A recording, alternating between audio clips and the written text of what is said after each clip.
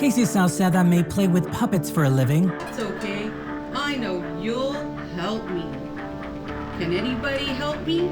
Conducting behavioral health seminars for the children throughout the Mercedes Independent School District as a licensed professional counselor associate. But when it comes to her heart health, Kasie doesn't play around. Heart disease runs in her family, and she's seen firsthand its effects on the health of her relatives for as long as she can remember. I have had a cousin who had a heart attack at a very, very early age, and his dad passed away at 49. Heart disease even struck within her own home, afflicting her father, Guadalupe Butch Sauceda. My dad was in his early 50s, as far as I can remember, that he has dealt with heart disease. So we always saw it with him, with his siblings.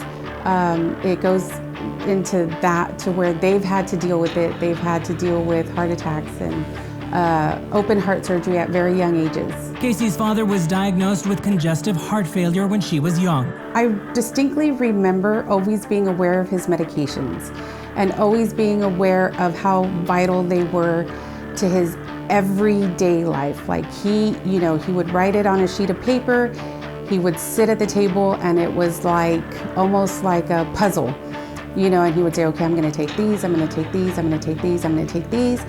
And so I distinctly remember him sitting there and it just being a process of everything he had to take to have good days, because there were days where we knew like he wasn't feeling well. For nearly 20 years, Kasie watched heart disease take a toll on her father's body, even leading to an aortic aneurysm that doctors were able to repair. But in July 2018, Kasie would witness her father's final battle with the disease. And initially, when he was telling me, and he said, Kasie, I think I'm having heartburn.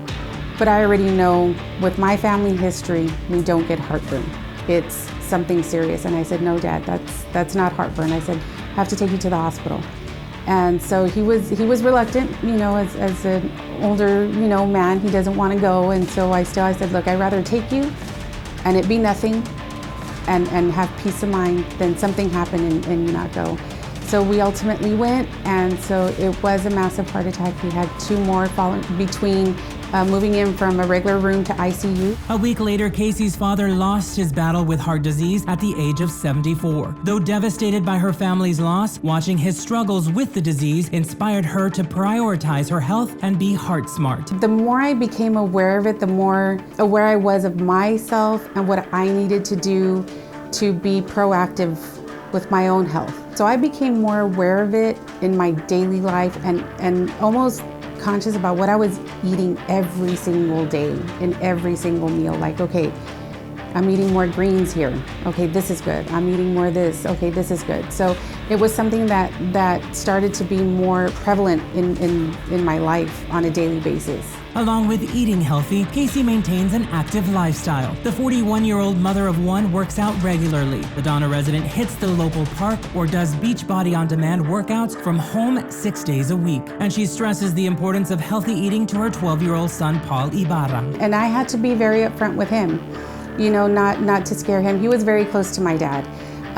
He called him Dad. So he was with me, during the times of me taking care of him, and so he saw a lot of that.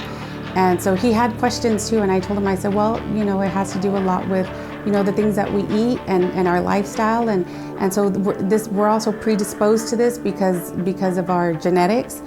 I said, so we have to be more aware of this in our daily life. Kasie realized her son, like most kids his age, was spending too much time on his electronic devices, so she turned being active into a game. I would tell him, let's go for a walk. So we would go to the park, we would walk, we would talk. Then I would say, let's run from here to there. And so we would run from here to there until it was something that he liked. He was never somebody who was as active. And now that he's moved into middle school, he's in 7th grade, he himself decided to join athletics. And so he plays basketball now, and he's like, oh, it feels good. So I'm constantly making him aware. And even in his eating, he's very, very, very aware.